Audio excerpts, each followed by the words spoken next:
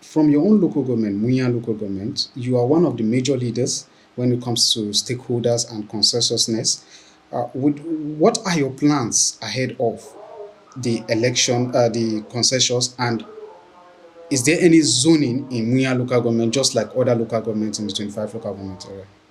All right, thank you. For the local government elections, just like we promised in our elections, or before we came to power, that we wanted to see how we could develop the local economy. We inherited councillors, we inherited chairmen, who election had already been conducted, But of course, once the circle came, we realized that there was need for us to have people who would key into our vision in terms of the policy of government, a bottom to top or top to bottom approach, situation whereby whatever it is that the governor is doing must equally cascade down to the local government area, and then of course getting the right people who would key and understand this, because it's not something that you can just pick on the road.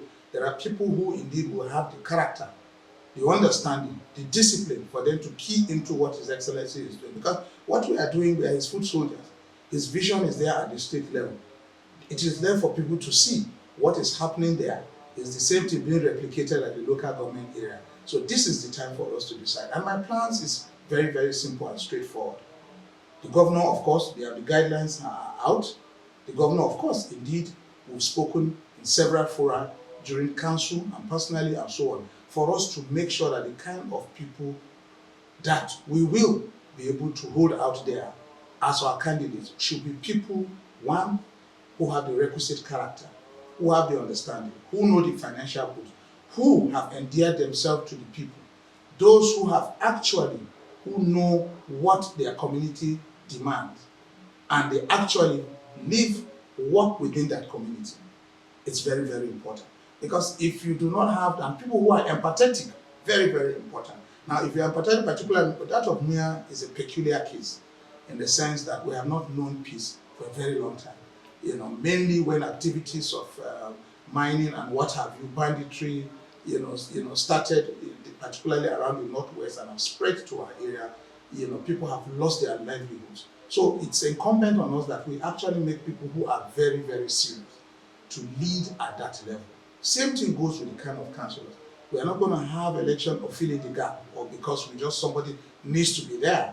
It must be deliberate in the choice of whoever should lead our people and indeed lead us at that level of government. Because at the end of the day, it is the lives of the people that matter. So for me personally, I'm not interested in anybody, who would just come and just fill in the gap and go. No.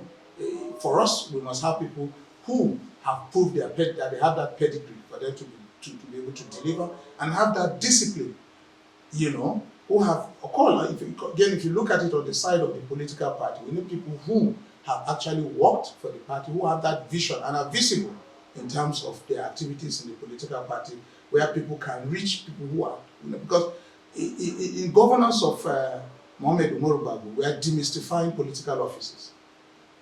So the governor himself has demystified it. You can reach him at any point in time with whatever complaint that you have, and you can be rest assured that he will address it or make sure that whoever is there. So we want a very responsive governance at that level. So equally, you asked of the issue of zoning. Yeah, of course, zoning is usually for convenience, depending on how it falls. I come from Zone B in my local government area. We've already zoned the State Assembly by-election to Zone C. So naturally, we would zone this to Zone A, and look at the quality of the kind of people that are there, because this is no joke anymore. When you say Zone A, sorry to cut you. Yes. Can you list out the wards that are Zone A? Yeah, thank you. We have Zone A, we have Dangunu, we have Serkim Power, we have Kuchi, and we have Zazaga. Okay. And then in Zone B, we have Gwini, we have Kaze, we have Beni. And then Zone C, we have Dandaudu, Foka, Daza, and Guinea. Those are the wards in Zone C. So now, applicable for chairmanship, it is Zone A that you're zoning to, and you look at credibility, you look at those who have actually worked for the party, and those who are sensible enough to take the mandate of Farmer Mohamed Bago to the next Absolutely. level. Yeah, because indeed, again, knowing what they provide, it must tally with what His Excellency wants. And the character, I keep emphasizing on the character of the person matters a lot. And that discipline for one to take that office seriously. Because whatever is an office of trust. And when we talk of an office of trust, you should be answerable to the people at any given point in time.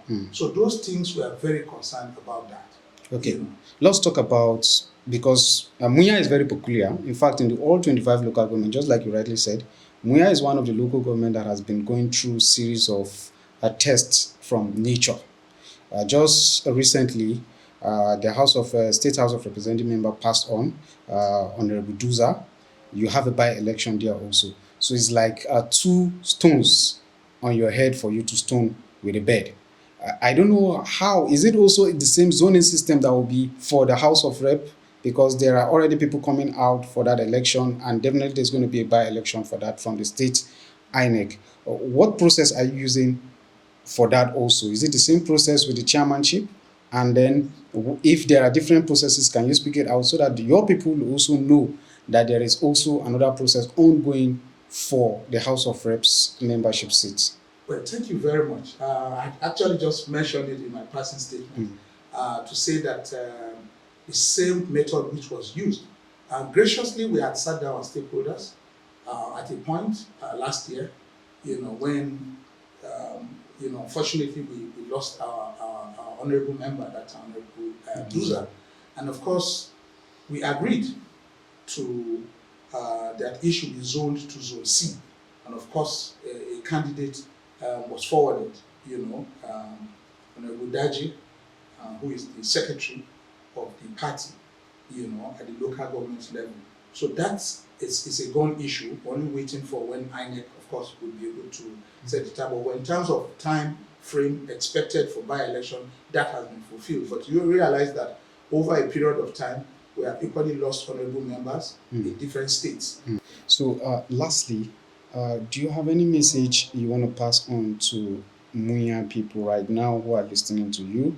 And what call of peace would you have? Because the zoning definitely will temper with some people's heart, while some it will favor them. So what messages will you be giving? Well, thank you. What I would say, once if you're a politician, you will know that you're guided by legal framework to operate. And that legal framework is what guides you. No matter the personal aspirations that you have, the party is bigger than you. And that's what the governor has said. It is the choice of the governor who is the leader of the party, who is the leader of everybody in Niger State. It is his choice and it's his decision, which of course we are happy and keen to it, that rather than have people waste resources to go into primaries, he would rather we have consensus. That consensus, people can actually look at things, diligently and be able to come up with somebody. And of course, once you are in a race, you realize that your aspiration cannot necessarily, go the way you want it. That's particularly when the party has given a direction as to what they want to do. So of course, I'll call on them to key into what His Excellency has has told us to do, which is by way of consensus. And of course, if you don't get it now, that does not mean there's no other opportunity or there are no other opportunities. He has done that. He knows very well that, of course, there are people who would want to run for office. But of course, politics is just like a match. You must have a winner, you must have a loser. But at the end of the day, that spirit of sportsmanship in politics is very important. And indeed, if you're actually going to serve people, you wouldn't do a do or die. It's about serving people. And if you talk about serving people, then, except you have other ill motive, then that's when you would begin to say, I'm not happy, I have to go the other way, other than what we have agreed to do. So I will appeal on people. One, nobody should feel threatened. Nobody should be intimidated. Nobody should have any fear. People should participate, particularly the youths. I call on all of you, wherever you are, if I'm near, join the debates. It's about our livelihood. It's about our people who will be answerable to us. And I can guarantee them that whatever choice that is going to come will be in that direction, in such a manner that whatever it is that we're looking for, because governance is about people coming together. It's not about, a leader being answerable to a godfather somewhere and so on. And that's what we are, we are going to end by the grace of God. We didn't come as a result of a godfather. We are not, of course, we don't subscribe to that. So whoever even comes at the end of the day, I don't want to be a godfather to anybody. Let the entire Munya let everybody be your godfather. Serve the people. We don't believe that you should not serve an individual. It's not transactional. It is public trust, and that's what I want people to do. So in all that people do, please, I call on you, let us remain strong, let us remain resolute. By the grace of God, whoever would present is something that everybody will be happy and proud of. It's there for everybody to see what we have been able to do so far, both at the state and at the local government level. So it's easy for them to key in and know who is actually there for them and who is against them. So please, I urge all those politicians, let's remain calm. It's not a do or die, it's all about trying to solve problems. Leadership is, you are a solution provider, and we have held yourself out to say, I want to serve you. So there shouldn't be anything do or die, except just as I said, you have sinister or other aspirations other than serving people. So that's how we look at politics right now. All right. And demystifying that office, that leadership is about service to the people.